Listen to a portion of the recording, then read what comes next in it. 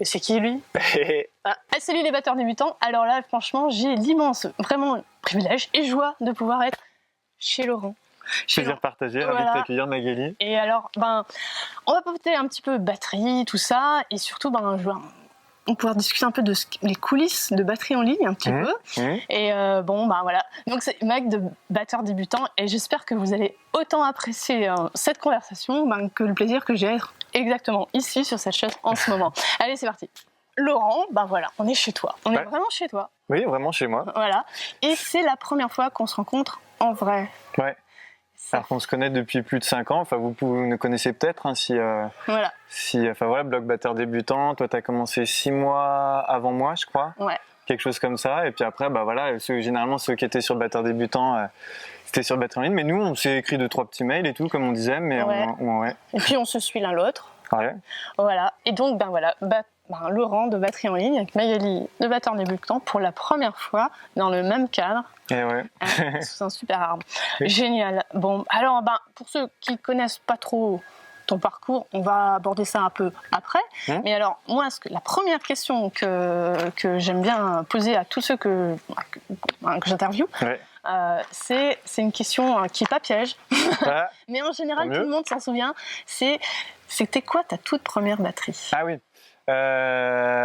J'ai 2 réponses. Waouh.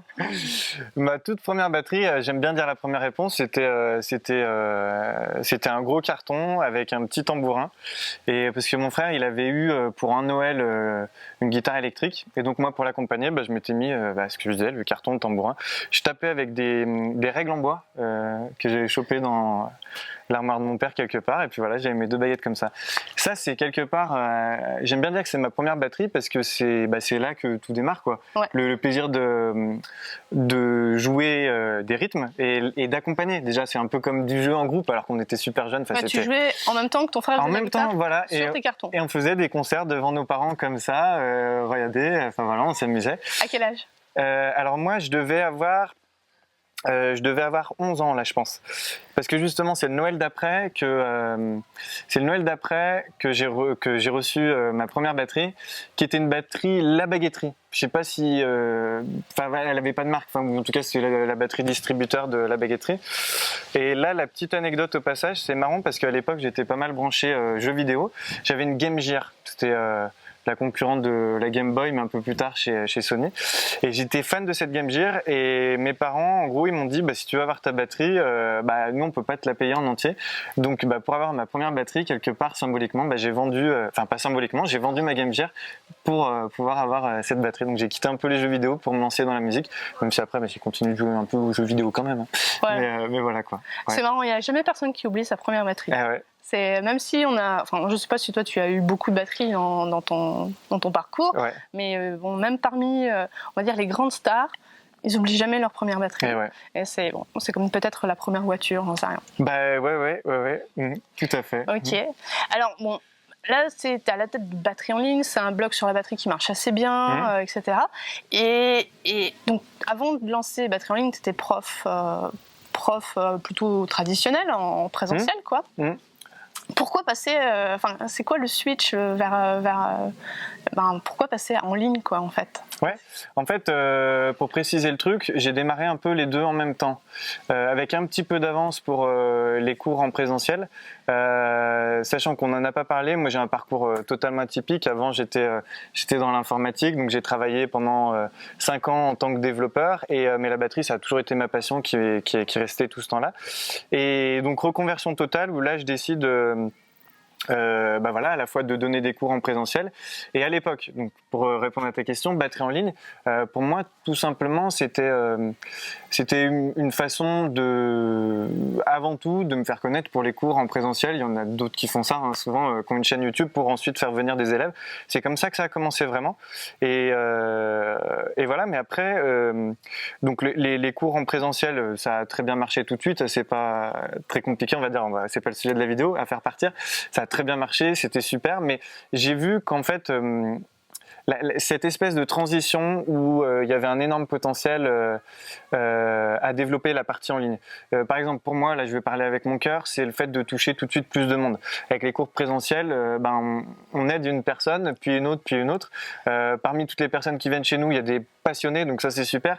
Il y en a d'autres qui sont pas vraiment passionnés, voilà, c'est genre c'est leur activité du mercredi après-midi, voilà. Et moi, petit à petit, ça s'est fait lentement. J'adore le contact humain, j'adore les cours réels, mais j'ai trouvé énormément de satisfaction à toucher plus de monde en ligne pour finalement retomber sur les personnes les plus motivées de manière générale et pouvoir aider ces personnes à fond.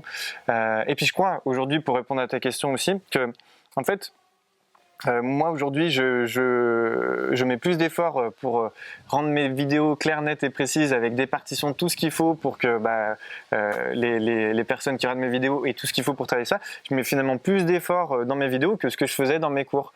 C'est-à-dire que dans mes cours, il y avait une partition, il y avait, quand même ils avaient tout ce qu'il fallait, mais il n'y avait pas ce côté interactif. Puis les explications que je donnais, d'une semaine sur l'autre, elles étaient oubliées. Voilà, donc c'est ça qui m'a fait dire qu'en fait, avec les nouvelles technologies, avec YouTube, etc., avec les vidéos, le montage vidéo, on peut apporter une nouvelle façon de voir les choses, d'apprendre la batterie. Donc en fait, pour faciliter, tu as vu que en fait, le support numérique pouvait apporter d'une certaine façon plus dans l'apprentissage de la batterie que ce que tu pouvais apporter en présentiel et par rapport notamment au support que les gens peuvent reconsulter voilà. souvent. C'est un peu ça. Et alors, fort de ton expérience, on va dire, sur les deux façons d'enseigner, en présentiel et puis en ligne, du coup. Pour ceux qui ne savent pas, ta communauté en ligne, c'est à peu près, on va dire, qu'est-ce qu'on peut dire? Comment on pourrait qualifier en chiffres? Ouais, si tu connais un peu tes chiffres. Alors, non, c'est pas Top Secret du tout. Non, simplement le dernier chiffre que j'ai, c'est plutôt mes abonnés YouTube. On va dire que c'est le seul indice et on est autour de 22 000 abonnés. Voilà. Voilà, donc ça donne une idée de la taille de ta communauté. Voilà, donc avec ton expérience, etc., des deux façons d'enseigner. Alors, on a bien compris c'était quoi en fait les avantages de l'enseignement en ligne. Mais est-ce que tu vois aussi des inconvénients ou des choses qui sont un peu des freins à l'apprentissage par rapport à l'apprentissage de la batterie justement pour quelqu'un qui reculait dans un coin où il n'a pas forcément accès à des profs en présentiel en particulier, qui se met se dire ah ouais ça y est c'est bon, Laurent c'est mon prof, il est comme ça. Et donc contre quel travers tu voudrais mettre en garde ces personnes-là en fait, hein? De se dire que c'est pas la panacée, qu'il y a quand même oui, dans le sens, en fait, la question que tu me poses, je me permets de reformuler, c'est quels sont les inconvénients des cours en ligne? Et quelqu'un qui voudrait se mettre uniquement sur les cours en ligne, qu'est-ce qu'il va avoir? Ou les difficultés. Et les mises en garde. Voilà, les mises en garde, les difficultés qu'il pourrait rencontrer en se disant. Les difficultés qu'il pourrait rencontrer. C'est vraiment une excellente question. En fait, je dirais le truc le plus classique, que j'ai même pas besoin de dire que tout le monde savait par avant, c'est que quand on apprend tout seul, du coup, c'est une démarche autodidacte, mais c'est faux autodidacte, comme j'aime dire, parce que quand même, on se forme avec quelqu'un qui a de l'expérience, qui nous dit les trucs. C'est juste que on est autodidacte dans le sens où on se corrige soi-même. Et donc voilà, le premier inconvénient, c'est que quand on apprend en ligne, on n'a personne pour nous corriger. Donc, si on fait l'exercice qu'on a vu dans la vidéo de la mauvaise manière, finalement, on peut perdre du temps. Alors que si on était avec un prof en présentiel, il nous dirait qu'est-ce qu'il faut corriger, attention, ton exercice tu le fais bien à ce niveau-là, mais à ce niveau-là, tiens plutôt ta baguette comme ça, etc. Donc ça, évidemment, c'est le premier point, mais je pense que tout le monde, ça vient à l'idée de tout le monde, mais le contournement, alors du coup, je vais transformer ta question en un conseil pour les personnes qui peuvent pas... J'aimerais bien savoir que si tu as d'autres points, qu'on aborde déjà les autres points. D'accord. Alors après, bien sûr, y a le point classique qui est de... Quand on se forme tout seul avec Internet, pour raccourcir la question, aujourd'hui, vu le nombre de ressources qu'on a, on s'éparpille. On en parle souvent, c'est-à-dire qu'on commence à travailler un truc qui nous paraît bien, on le travaille un jour, 2 jours, mais on galère un peu dessus, puis on en a marre de travailler toujours la même chose, et puis après on retombe sur une nouvelle vidéo qui a l'air encore plus fun, et on a sans cesse cette stimulation qui fait que on travaille, je dirais, un jour sur une vidéo, puis un jour sur une autre vidéo, etc. Finalement, qu'est-ce qu'on fait ? travaille pas. On travaille pas, ou en tout cas on progresse pas, ou on est dispersé et on sent pas les progrès. Parce qu'on fait, c'est comme si on faisait 1 millième de progrès sur tout plein de vidéos. Au lieu de se mettre sur une vidéo par exemple pendant 2 semaines, mais vraiment bosser que ça. Bah là, au bout de la semaine, au lieu de faire 1 millième de progrès, on fait, je sais pas. Donc c'est ça les deux principaux, le manque de retour, la dispersion. Faut être capable de s'organiser, de savoir quelque part avoir un objectif clair. Et de là va découler tout ce qu'on va faire. Par exemple, et ça c'est une chose que je conseille souvent, c'est si notre objectif, se poser la question pourquoi on fait de la batterie. Est-ce qu'on a un groupe ou bien est-ce que c'est pour faire des covers par exemple. Si c'est pour faire des covers, la question à se poser c'est quel cover vous voulez faire en premier. Et ben en fonction de ça, vous allez devoir travailler telle ou telle chose. Par exemple pour tel morceau, je sais pas, Back in Black d'ACDC, à tel moment il y a un fil que vous ne comprenez pas bien, peut-être que ça va nécessiter de vous intéresser au fil, comprendre quand il faut démarrer, quand il faut les terminer, etc. Donc de votre objectif, vous créez votre propre plan de travail et après vous êtes actif en fait. Vous faites les recherches des vidéos qui conviennent bien plutôt que d'être passif, c'est-à-dire que vous avez votre YouTube et puis chaque jour il y a des nouvelles vidéos qui arrivent qui sont super sympas, qui traitent de trucs super sympas mais qui vont pas répondre à votre objectif à terme en fait. Voilà. Okay. Petit conseil au passage. Petit conseil gratuit. Voilà.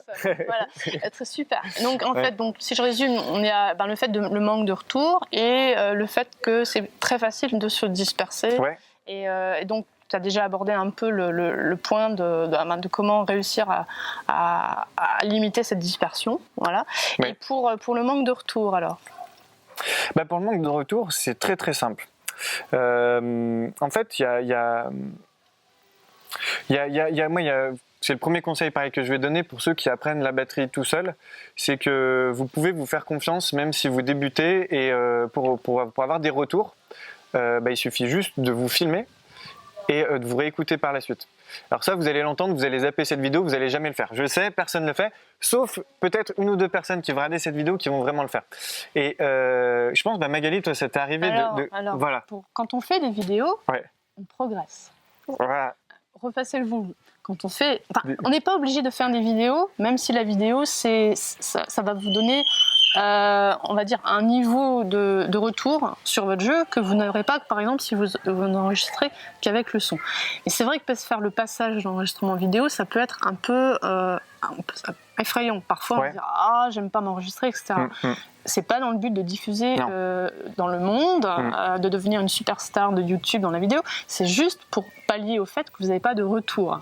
Mais bon, la première étape, ce serait ne serait-ce que s'enregistrer en audio.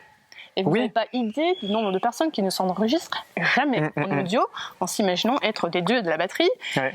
Et la première fois, il fait « je sais super, tu viens, je vais te faire écouter le super, j'ai bossé Back in Black comme un fou. » Il commence à jouer et c'est pas en place. Et ils sont à fond dedans et c'est pas en place. Et tu dis, et alors on ne sait pas comment leur dire. On fait non mais c'est bien, on va boire un café. Voilà, parce que le gars il est à fond dedans. Voilà, et ne serait-ce que ce serait enregistré un petit peu. Alors honnêtement, ça fait mal. La première fois, ça fait mal. Mais il n'y a que comme ça qu'on progresse. Et si vous n'avez pas ça fait mal. Je me permets de dire que ça fait mal le tout premier enregistrement, mais après, 1 semaine après, si on continue de travailler et qu'on fait un 2e enregistrement, là on se dit c'est l'inverse de la douleur, c'est waouh, la différence entre les deux quoi. Et à partir de là, si on prend l'habitude de le faire, la douleur qu'on a eue la première fois, finalement on l'a plus parce qu'on sait que ça fait partie du jeu et on sait que ça fait partie vraiment de notre progression. C'est-à-dire la première étape, c'est prendre conscience de ce qui nous reste à améliorer en fait. Et donc, quand on n'a pas de prof pour nous le dire, pour reboucler, le seul moyen de le faire soi-même, c'est de s'enregistrer et se réécouter. Parce que pendant qu'on est en train de jouer, peut-être que nous, on est concentré sur notre main droite et que c'est notre main gauche qui merde. Et ça, on peut le voir qu'après, quand on a un regard extérieur. Ça, c'est clair. Donc, l'enregistrement, alors, d'un point de vue des personnes qui font des vidéos sur la batterie et qui ont commencé, moi j'ai commencé tout en bas, parce que le blog Batteur Débutant, c'est mes premiers pas de la batterie, donc je ne savais pas faire de la batterie avant. Le fait, et ça on en a discuté tout à l'heure, on n'a jamais progressé aussi vite depuis qu'on fait des vidéos à la batterie. Et toi tu me le disais tout à l'heure, même encore maintenant. Mais encore maintenant. Et voilà, donc ça c'est un conseil en or. Si vous retenez un truc de cette vidéo, c'est celui-là. Prenez le courage de mettre Votre smartphone sera enregistré. Et juste, si vous êtes sur batterie électronique, donc souvent on préfère le Saint Graal, c'est une batterie acoustique, mais si vous êtes sur batterie électronique, vous avez un avantage déloyal par rapport à ceux qui sont sur acoustique, c'est que vous avez un bouton là pour enregistrer et réécouter, mais tout de suite après. Alors que quand on est sur acoustique, on est obligé de s'enregistrer à côté. Et voilà. Donc si vous avez une batterie électronique, faites-le, juste pour réécouter ce que vous venez de faire. Voilà, ça n'a pas de prix. Et ça, franchement, ça vaut tout. Ça vaut tout le reste. Ouais. Il faut toutes les techniques pour aller plus vite. Ça vaut tous les types de tomes, ou les caisses claires, n'importe quel métal, bois, les pots. Ça vaut tout ça, mais 1000 fois 1000 en fait. Bah ouais. Voilà. Ouais, super. Donc on est sur 2 bons conseils là. Ouais.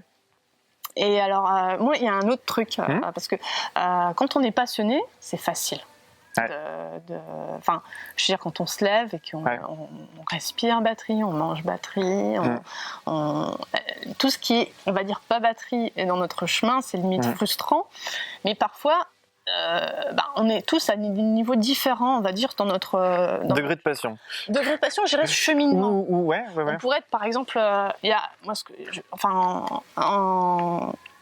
en tout, on va dire, hobby, truc un peu pour le plaisir, il y a, après la phase de découverte où tout est beau et tout est merveilleux, et où on est à fond dedans, il y a toujours un petit passage à vide où on se dit... Et là, c'est clair qu'en général, le canapé, Netflix, ils gagnent souvent la partie par rapport à aller faire du pad, ou même ne serait-ce que j'allais jouer quelques morceaux sur la batterie. Et ça, c'est quelque chose qui, quand on vit pas de la batterie, quand on a aussi une grosse journée derrière soi, où c'était compliqué au travail, il y avait beaucoup de choses à gérer, et après il y a encore les gamins, et il y a la famille, etc. On n'a plus nécessairement envie d'aller se lever et puis d'aller faire 10 minutes de batterie. Donc c'est la motivation en fait, sur le long terme. Passer les 6 premiers mois de lune de miel.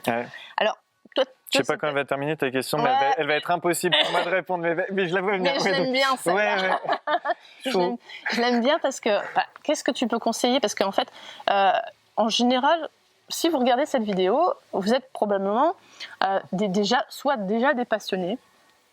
Ça fait des années que vous êtes dans la batterie, et la motivation, c'est plus un problème, on va dire. Quoi qu'il, parfois, il y a des passages à vide. Toujours. Voilà.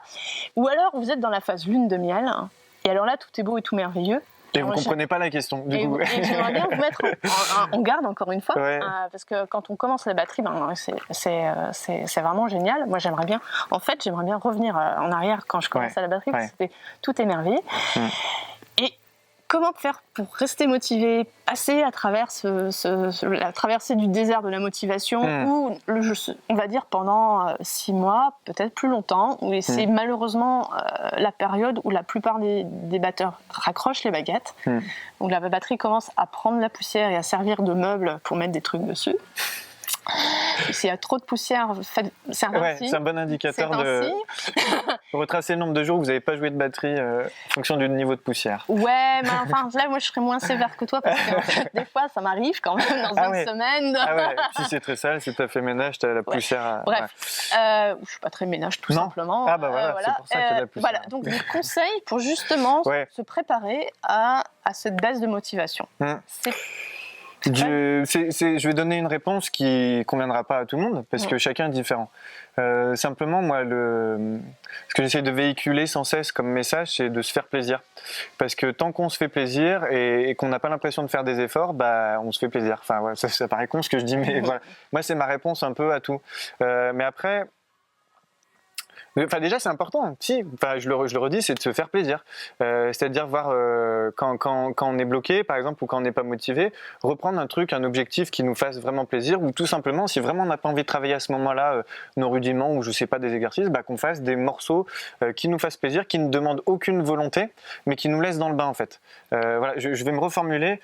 Si vous en êtes vraiment à un stade où là vous n'avez plus envie de faire de la batterie parce que vous êtes découragé et tout, pendant une semaine par exemple, continuez de faire de la batterie mais en faisant uniquement des choses qui ne vous demandent aucun effort, comme faire votre morceau préféré, même si vous savez pertinemment que c'est pas ça qui va vous faire progresser, parce que vous le jouez toujours de la même manière, sans forcément progresser sur le morceau, mais en tout cas, ça vous permet de garder le contact avec la batterie jusqu'à ce que la motivation elle revienne un peu plus. C'est un premier élément de réponse. Deuxième élément de réponse que j'aimerais apporter, c'est souvent on a l'idée que on a l'idée qu'il y a la partie fun de l'apprentissage et il y a la partie chiante. La partie fun, c'est par exemple quand on est en groupe, c'est jouer en groupe, c'est faire des concerts. Quand on n'a pas de groupe et qu'on joue tout seul à la batterie, c'est jouer sur nos morceaux favoris, faire des covers. Ça, c'est la partie fun. Et la partie chiante, c'est quoi? C'est la technique, c'est les rudiments, c'est le travail de l'indépendance, c'est le métronome, voilà, peut-être l'apprentissage de certains rythmes qui ne vont pas nous servir tout de suite dans l'immédiat. Donc en fait, tout ça, on pourrait le regrouper dans des choses qu'on va pratiquer, mais qui ne vont pas nous servir là maintenant tout de suite dans le court terme, parce que c'est des choses qui finalement s'inscrivent dans la durée. Et donc, sur cet aspect-là, souvent on se dit que ça c'est la partie chiante, c'est la partie rébarbative justement. Et moi, mon idée vraiment, que j'aimerais vous en convaincre aujourd'hui, c'est que cette partie-là, elle n'est pas forcément si rébarbative que vous le pensez, et elle peut devenir un plaisir qui sera différent du plaisir de faire des covers, de faire des concerts, etc., mais qui est un plaisir en tant que tel. Alors après, j'ai bien conscience que, comme tu disais, on n'a pas tous le même temps à consacrer chaque jour, on n'a pas tous la même passion non plus, mais simplement pour donner un exemple de comment transformer un truc qui paraît laborieux en plaisir, on peut prendre un exercice qui soit un rudiment, par exemple le frisé, voilà, on travaille le frisé, on va s'armer d'un système qui nous permet de mesurer nos progrès. Donc par exemple métronome, on voit on est capable d'aller à combien de façon régulière, avec une belle qualité, auquel le premier jour on est capable d'aller à 100, on se dit pour la fin de la semaine je vais essayer d'aller à 105, pas à 180, sinon on va se décourager, mais 105. Et de jour en jour, on travaille le frisé, le premier jour on était à 100, deuxième jour on est à 98. Pourquoi? Parce qu'il y a des jours où on est moins bien, c'est normal, mais le jour d'après on est à 102 et à la fin de la semaine on est à 105. Et finalement, je pense sincèrement que dans ce processus et dans le fait de se mesurer et de voir ses progrès, il y a une certaine addiction au progrès en fait, et un plaisir à part entière. Voilà. Et donc je dirais c'est ça qui a développé quand. Je dirais pour nuancer un petit peu, ça marche énormément pour les gens qui ont une appétence. Mais pourquoi ce mot n'est appétence? Si, appétence. Existe, mais bon, une propension. Voilà, un truc un peu moins.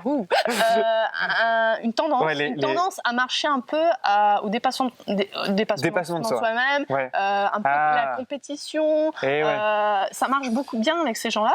Il y a des gens pour qui ça marche moins. D'accord. Je fais partie. Par contre, il y a un truc qu'il n'a pas dit parce qu'il est modeste. Je me fais attaquer par une guêpe aussi, mais c'est qu'il y a des moyens de rendre fun des exercices qui semblent rébarbatifs, et une façon ultra facile, c'est tout simplement jouer en musique. Carrément. Et indépendamment, on va dire, de la performance de vitesse, ne serait-ce que de pouvoir tenir, je sais pas, un exercice de rudiment qui paraît chiant au début, ne le faire que sur 3 minutes 50, le temps que dure un morceau à un tempo particulier, rien que ça, en fait, on n'est plus en train de faire des rudiments, on est en train de faire de la batterie, on est en train de jouer de la musique. C'est deux manières en fait de voir en fait de façon d'aborder, on va dire, de déchiantiser. Déchiantiser. Après appétence, vous avez la déchiantisation. Le travail des rudiments, parce que si on n'a pas des ambitions de devenir un batteur professionnel, on n'est pas encore convaincu que le travail des rudiments, c'est vraiment essentiel à la progression de la batterie. Alors que ça l'est un petit peu quand même. Voilà. Donc, il faut trouver, en fait, qu'est-ce qui peut rendre le travail fun, et il y a toujours des moyens. Et ça va dépendre des personnes. Hein. Et ça va dépendre. Ça, c'est important. Il y en a qui s'éclatent avec le solfège et les rudiments, et même limite, ils touchent pas leur batterie, ils bossent que les rudiments. Voilà. Tant mieux. Mais dans ce cas, il faut bosser les autres trucs aussi, enfin, pour ces personnes-là. Pour la musicalité. Oui, voilà. Tiens, petite anecdote en passant. Après avoir rencontré Emmanuelle Caquette, elle a un cursus, en fait, les drumlines, tu sais, les fanfares, là, où font les tambourins, il faut marcher en rythme, etc. Donc, une technique de caisse claire, mais à couper le souffle. Et la première remarque qu'on lui a faite quand elle s'est mise à la batterie, c'est que techniquement, c'était génial. Sauf que musicalement, il manquait quelque chose, quoi. Trop carré. Donc ça illustre ce que Laurent vient de dire, c'est-à-dire qu'on peut elle, franchement, c'était son truc, c'est vraiment, et franchement, suivez ses vidéos pour tout ce qui est ça. Et donc elle a dû travailler son côté musical. Ça me semble. Comme quoi, non mais chacun, on a tous notre parcours, nos préférences qui font qu'on aura certains avantages par rapport à d'autres, mais avec les inconvénients qui vont Enfin voilà quoi. Voilà. Chacun notre parcours, chacun. Voilà. Mais alors je pense qu'on est pas mal là. Ouais, on est pas mal. Je sais pas si on a rebouclé, je crois qu'on était parti sur une question, je sais pas si on a répondu à tout. Mais... Non, je pense qu'on a, non, on a déjà vu les 3 points on avait vu comment réussir. Si, moi le dernier truc que je voulais dire, excuse-moi je te coupe, mais parce que ça me paraît important. Toi tu disais que toi justement tu te sentais pas forcément dans le dernier cas, je sais plus comment tu le décrivais. On va dire la recherche de la performance, la compétition, les choses comme ça, c'est ça. Et oui, mais peut-être moins assidu aussi, je sais plus comment tu l'avais formulé, sur les trucs, le travail technique, etc. Le truc que j'ai oublié de dire, et ça dépend des personnes aussi, le fait d'être en communauté, donc soit avoir un prof de batterie qui nous coach, qui nous dit ce qu'on a à faire pour la prochaine fois, ça peut aider, soit pour certains, ça peut être simplement de faire partie d'une communauté où les gens échangent, d'ailleurs tu pourrais peut-être y toucher quelques mots, enfin voilà, c'est le fait de faire partie d'une communauté, on sait qu'on n'est pas tout seul, et on peut échanger avec les autres, ça peut participer peut-être à se motiver. Je sais pas, qu'est-ce que t'en penses? Ok, merci. Tu voulais peut-être pas en parler, là, elle voulait clore la vidéo, mais... J'avais pas prévu. Et ben voilà. Pour trouver des camarades de... Je vais pas dire de galère, parce que c'est pas du tout ce que je veux dire. C'est des gens qui sont dans la même situation que vous, qui auront les mêmes problèmes, et de s'entourer de gens, en fait, qui ont dans la même dynamique, qui ont les mêmes envies, quelque part. Oui, il faut rejoindre une communauté. Et j'avais pas prévu d'en parler, mais il y a une communauté sur Batteur Débutant, donc vous pouvez rejoindre. Je mettrai le lien dans la vidéo en dessous. Et alors c'est un groupe où simplement on s'entraide, et j'en fais partie, toutes les semaines. Il y a des challenges à relever, et l'idée c'est de progresser ensemble. C'est-à-dire que à notre rythme, on se lance des défis toutes les semaines, et ça c'est sur batterie. En ce moment c'est les vacances, je suis loin de ma batterie, c'est sur pad. Et quand je retourne à ma batterie, on fera un petit peu de batterie, mais voilà, c'est l'idée, c'est de s'entourer de gens qui sont dans la même dynamique, avec la même motivation, et qui rencontrent probablement un peu les mêmes genres de problèmes et se pas sentir tout seul. Et s'il y a un coup de mou, une petite baisse de régime, de se sentir épaulé et se dire c'est pas grave. Allez, remets le pied à l'étrier, c'est pas grave, tu vas y arriver. Bon, alors là, je pense que j'ai largement dépassé. On avait dit 15 minutes, non 10 minutes, je sais même pas combien on est. On est 2 grands bavards. C'était super. Pareil, plaisir partagé. Voilà, je vais clôturer alors. Alors merci si vous êtes encore là. Waouh, bravo, vous êtes partis des gens super motivés. Alors merci. Voilà, c'était Laurent de Batterie en ligne, et j'étais super contente de faire cette vidéo. Si vous voulez être notifié des prochaines vidéos, vous savez ce que vous avez à faire sur YouTube. On n'a plus besoin de vous le dire. Et il y a aussi le moyen en fait de rester aux aguets des nouvelles du blog. Le contenu va reprendre. Celle-là en fait partie. Et je vous dis à tout bientôt pour la prochaine vidéo sur Batteur Débutant. Allez, ciao. Ciao, ciao.